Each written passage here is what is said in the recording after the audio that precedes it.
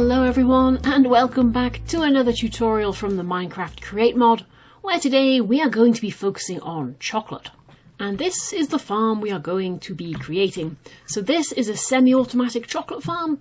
You will need to feed into it some sugarcane and some cocoa beans. It will automatically farm the milk for you and then store that in the container at the back just there. And you will also need to give it a nice supply of charcoal as well, but it takes quite a long time to go through that, so it's not like it needs to be topped up very often. And obviously all of our chocolate is being stored in this large container on the end, the size of which of course will depend on how much chocolate you are looking to store. And as I'm sure you can tell from all of the brass which is on display, this is definitely not an early game farm because we're using both rotation speed controller and mechanical arms as well, both of which use the precision mechanism. So yeah, this is definitely not early game. You'll want to get yourself a jolly good supply of brass and all sorts before you make a go at this one. But while it's not cheap, it is a nice, reasonably easy little farm to put together, and there's some nice little mechanisms in there as well just to learn if you are brand new to this mod. But let's have a little look then, let's see what we need to do in order to create this little farm. And the first thing you're going to want to do is take a building block of any description and create a row of 7, so 1, 2, 3, 4, 5, 6 and 7. Then place the 8th block just one block in like so. Then place a shaft on that one and on the 7th block, and then back at the beginning place 2 up against your first block. You can then fill these in with belts to create one belt that is 7 blocks long and then another belt in front of that which is 8 blocks long. You can then remove this building block and in the gap place down a blaze burner. On top of the blaze burner place a basin, and then if you crouch and jump while holding a mechanical mixer and click it onto the top with the right mouse button, it'll appear in just the right place directly above the basin. From here then, take some brass funnels and you'll need to crouch and then right click onto the basin from the front in order to make sure that it is travelling from the belt into the basin, not the other way around, and that'll be signified by this little triangle that you can see just on the side there.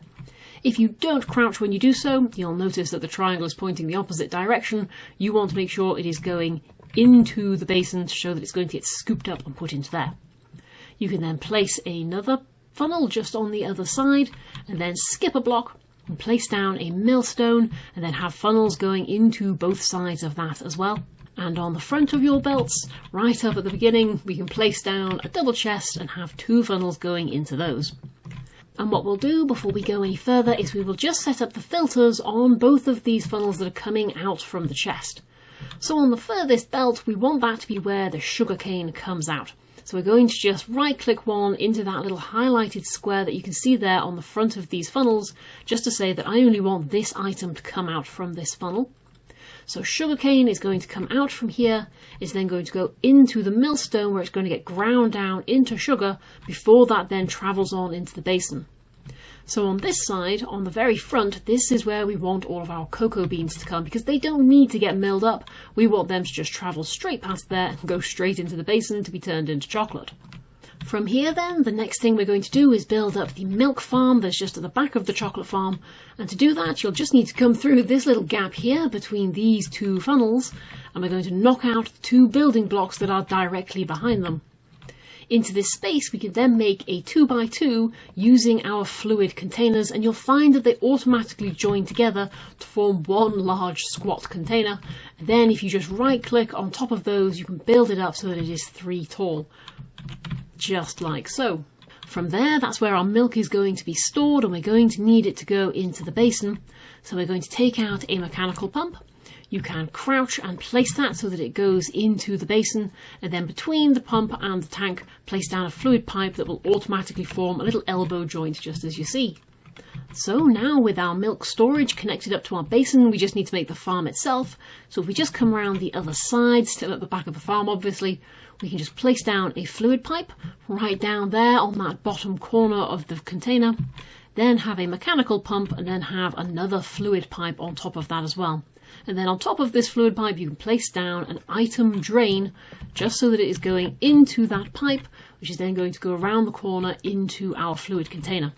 You'll notice at the moment that this mechanical pump is actually facing the wrong direction because it's got that little arrow just there and it is pointing back towards the drain. And obviously we want things to be filling in this direction.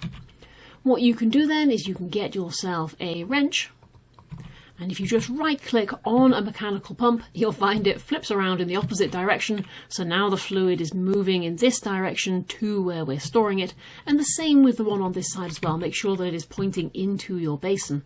From here then, if we take out a depot and we're going to place that right on top of our mechanical pump, just up against the fluid drain, just like so. And what's going to happen is any buckets that come along will then get deposited onto this depot where they can be picked up by a mechanical arm. In order to ensure that our buckets are travelling in the right direction when they go towards the drain, we are going to need to place down a little belt for them to travel along. So if we pop another couple of temporary building blocks just there and then place shafts up against them, we can have a mechanical belt going between the two. And then if you place down another temporary building block on this left-hand side of our belt, you can come round to the end, place a deployer up against that block, then remove the block and then place a brass funnel up against the back of your deployer. Otherwise you'll find that they both try to just point into the belt if you don't do it like that. We are then going to need to have somewhere for our cow to live. So if you come just off the edge of the belt, you'll need to bring it out at least by 2 blocks with grass or whatever it is you want your cow to be living on. And then we'll be able to just surround that a little bit. So we're going to have space to be able to fence it in. Just grab some fence posts. Those ones will do.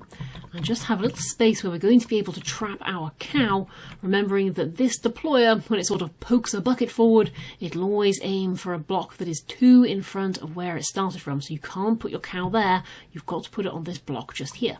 On top of your deployer, you can then place a chute. And then we need to set up our mechanical arm so that it is able to sort all of the buckets out for us. Before we do that, one thing we will do is we're just going to set the filter on this brass funnel to only accept milk buckets, so buckets which have already had the milk put into them. What we don't want to do is put normal empty buckets into the chutes and then the filter just spits them straight back out again. We want to make sure this is only accepting milk buckets which have already been filled. So we can now set up our mechanical arm so that this can do the moving of buckets for us.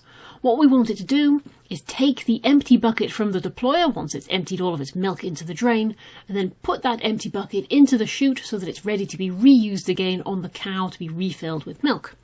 That way we'll have a nice little cycle going so that we're constantly filling up this container with milk. In order to do that, we'll need to set up our mechanical arm by having it in our inventory so that we can see it at the time. And then if you hover your cursor over where you want it to take an item from and right click, you'll find that it gets this blue border running around it and it says take items from the depot, so you know that it knows what it's doing. And then if we go over to the chute and we right click on that as well, it's now trying to take items from the chute. That's not right. If we right click again though, it'll turn to a yellow border to say that it is now depositing items there. So anything that turns up on this depot, the mechanical arm is going to pick up and it is going to put into that chute. In this case, it's only going to be dealing with empty buckets, so we don't need to set any filters or anything. We can just put the mechanical arm down just next to that depot now. And it says arm has 1 input and 1 output as you place it down so that it knows what it is doing. It'll just take buckets from there and put them into the chute for us. We can now load this system up, and I find that 3 buckets is absolutely plenty. You can place them straight into the deployer just by having them in your hand and then right clicking them into that little paw just there. You'll see that it's now got hold of buckets on that side. All 3 buckets are in there and they are just going to cycle constantly through the system when it's running, and that is absolutely plenty in order to keep that cow constantly being milked. And that is the entirety of the milk system going on in the background. We can now remove these temporary blocks. They'll be in the way a little bit later on, so we might as well just get rid of them now. But before we have a look at powering any of this, the next thing we need to do is set up our actual chocolate storage. For that, we're going to need another one of these fluid containers, and because this is the end product, you might as well make a large container. So what we'll do is we'll skip 2 blocks coming away from our basin, and then just make a container to whatever size it is you want to be storing your chocolate in. That's going to do for me, I think. That should be enough chocolate even to keep me going. And from here we can now hook up our basin to our fluid container. So one thing we're going to have to do though is we need to be a little bit clever with our fluids, because we've got milk coming through into here which is then going to be piped directly into the basin. The last thing we want to happen is for the milk to then immediately just be transported straight on into the container that's supposed to be containing chocolate. So we're going to need to be able to filter that, and we'll use that by having a smart fluid pipe. These allow us to have a little filter interface just up at the top, and what you can do is you can place a chocolate bucket in there from your inventory just to say, I only want you to allow chocolate through, do not let milk through if there's no chocolate available. Otherwise what will happen is this container might just end up filling up with milk. And then we just need to use another one of our mechanical pumps going in between the two so that we're able to fill up from that fluid pipe into our container, and because that's facing the wrong way, you will need a wrench just to make sure it is facing the right way. There we go. And the last thing we need to do now in order to get this contraption set up before we power it is we need to make sure this little blaze burner down here is being fed with coal or charcoal, because we're going to need him to be awake and lighting to be able to heat up the basin so that we can melt down the chocolate ready for it to be pumped into this container. For that, we're going to use another one of our mechanical arms. We can't place it directly next to this belt just here because as those cocoa beans move along, we don't want them to be able to just sort of pop off the end. We need them to get blocked in front of this funnel, so you will need to have a solid block of any description just there so that those cocoa beans get stuck. In which case, we're going to be able to place our mechanical arm just here though. We're going to need to set up some storage for it first. So if we just dig down a block, we can place down a chest on there. And then if we dig down 2 blocks in front of that, we can put down a depot with an andesite funnel coming from the chest into the depot down at the bottom. What's going to happen now is when we put charcoal into there, it'll just spit out one piece of charcoal at a time and place it onto the depot, which our mechanical arm is going to be able to pick up. So once again, we're going to need to set this one up, and we'll need to right click on the depot down at the bottom, changing that one to blue, and then right click over on our little blaze burner over there. As long as it's got that yellow border going around it, we know that that's being items deposited over there. And then we just place down our mechanical arm, boop, on top of the chest like so. And when that's powered, it'll pick up charcoal and give it to the blaze burner. And there you have it though, that is all of the contraption side of this built up. So what we've got is we've got sugarcane coming out, getting crushed into sugar before it goes into the basin. The cocoa beans just go directly into the basin. Milk is pumped into the basin from the back. It all gets heated up together, whisked up with the whisk, and then the finished chocolate is pumped into the fluid container. So now though, we need to look at how we're going to get all of this powered, and it runs off a single windmill that you can see up at the top there, which has got 16 sails attached to it. That is just enough to be able to run this at 32 RPM so that the whisk runs. And the first thing we're going to do is get our windmill set up. So if we just come over to the back of our milk container, onto the back square on the right hand side, we can then place down a vertical gearbox so that it's facing towards us, and then we're going to go up by a couple of shafts and then place down a windmill bearing. Obviously where your actual windmill is entirely up to you depending on your build. Just make sure that you have the power coming for it being transferred into this vertical gearbox. From there then I'll just build up the little windmill up on the top. And it goes without saying, you can of course make the windmill bigger, you just can't make it smaller in this instance. So that's then going to be going straight into a rotation speed controller. Make sure that you can see that the shaft, that little square there which represents the shaft, is running directly through into the vertical gearbox. It's not trying to face in the opposite direction. On top of that, then place your large cogwheel, which will automatically connect into the rotation speed controller. From there then we can place a vertical gearbox up against the wheel of our rotation speed controller, and underneath that, if we place a small cogwheel coming directly down, that is going to be able to power the whisk for us. If you hold a little cog and just sort of hover it around the sides of another one, you'll see it gives you a sort of shadow of where it can place another cog which will connect to the first. So if we come off to the left from this angle, then we place another small cog that's going to be able to take power directly from this one. Place a shaft underneath the new one and then place another vertical gearbox just underneath there. Make sure though that it is facing towards this one of your mechanical wheels, because that's what we want to be able to power. So make sure you've got a little shaft facing this way, and then you'll be able to place another cog up against there, and that will power that mechanical pump for you. From there then we can dig out a little bit of space underneath here so that we've got somewhere that we can work. And what we're going to be doing is we need to bring power down to the mechanical arm as well as to that mechanical pump as well. So we'll do that by bringing down another shaft from this vertical gearbox. We're going to connect up 3 encased chain drives connected underneath it. Make sure it's not doing that. It needs to be going in a nice line that are all connected just like that. So you see that they're all connected across the top. And then we can bring a cog up next to our mechanical arm and place another one off to the side as well, and that will connect directly into this encased chain drive. And then we'll bring power over to that mechanical pump by using a vertical gearbox just up on top of this encased chain drive, and then a horizontal gearbox attached to that one to take our power off to the side. And then you can see we can easily attach a nice little cogwheel just up there, and that's going to be able to power that mechanical pump directly above us. From here then, we'll just dig out a little bit more space. Here's what we want to do, is we want to bring power over to the belt, which is over here. So we'll just remove some of these blocks. And then we can transfer power across. And we're going to do that using a belt this time. What you can do is place down a single shaft just in what is the central portion of this encased chain drive, and then skip 3 blocks from there. So 1, 2, and 3, and place down another shaft, also vertically, so that it's going to be able to connect up with the one just over there. This should now be in line with your belt, and you can connect another belt between those two. From here then, if we just walk up to our second belt that we've just placed and take a look up, you should be able to see that you've got both a mechanical arm and your millstone just there, both of which can be powered by a single cog placed between the two of them. And then we're going to be able to power the belt from here as well if you just place one little shaft straight into the belt directly in front of you, and then have a vertical gearbox going between both of these two on an angle just like so. We then need to be able to bring power in this direction as well, because we need to get power to this mechanical pump. So we'll place another vertical gearbox going in between the belt and the first gearbox, so that it's facing in this direction, and then place a couple of cogs, just one on top of each other, to transfer power up there to that mechanical pump.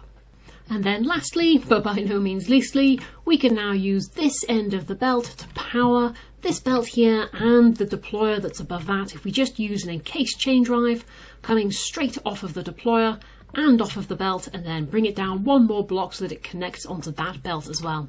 So that we're now using the main belt to transfer power over here to our little sort of milk producing corner up at the top. And then from here we should be able to activate everything and make sure everything is working just as it should do. So we can come over to our windmill and with an empty hand right click on that one to set it off working, and then just take a moment to have a look at everything and make sure it is all working how it should be. So belts are travelling towards the basin, that's right. You're all spinning, you are spinning, everything is pointing in the right direction. There's nothing that is not moving, which is what we're looking for at this point. Is he powered? Yep, he's powered as well. We should be good to go, and the deployer is merrily trying to deploy buckets at the moment. Right, so last thing we need to do then is we need to get things stocked up, and we also need to set the speed. So for this, as a minimum speed, in order for the whisk to be able to work, you will need to set your rotation speed controller to 32. So to do that, hover your cursor over where there's a little 16, usually automatically with a white border around it, hold down the right mouse button, and then slide along until you reach 32, and then when you let go, you'll see everything just sort of speeds up slightly. Personally, I find this an absolutely fine speed for things to work at. It's not like you're going to need an absolutely vast amount of chocolate, but if your world does and you're really chocolating up for some reason, then you can of course just add more sails onto that windmill and increase the speed even more. It depends entirely on what you need. But for now, let's get this farm working. So first thing we're going to need is we're going to need a cow. Let's go and grab ourselves a cow. Good old creative, at least I can use a spawn egg without trying to lure one in here. And if we place our cow just there, we hear that it has now been milked. The milk bucket comes out. It has drained milk into that drain. And then that is being transferred straight over here into our milk storage container. And from there, that milk is then being transferred into the basin where it is just sitting and waiting. And then because we've got that chocolate filter on this smart fluid pipe, the milk is not getting pumped into this container on the end. From there, we can place our sugarcane and our cocoa beans over into our chest. They are being filtered out. The sugarcane gets ground down. We should be seeing, here comes the sugar out the other side, and that will already have filled up with cocoa beans, I would have thought. Yep, we're already up to 16. And then the very last thing we need to do then is pop something burnable down here in this chest. We need to get hold of either, if I remember where they live, some charcoal or some coal. They're usually the easiest ones. To get hold of charcoal is usually the easiest of them all, of course, because you can farm it nice and easily. But we will place that into there. The mechanical arm grabs it from that deployer and we'll give it to our little blaze guy. And there's our chocolate getting whisked up. As soon as it's ready, it will come through here. And there it is, look. And there you have it though. One semi-automatic chocolate farm that you just need to top up a couple of chests in order to keep it running, and it's nice and easy to switch off because the whole thing runs from just one windmill up at the top that you can easily just switch on and off. Anywho though, I hope you've enjoyed this little tutorial. Happy Minecrafting everyone, and I'll see you again soon. Bye bye!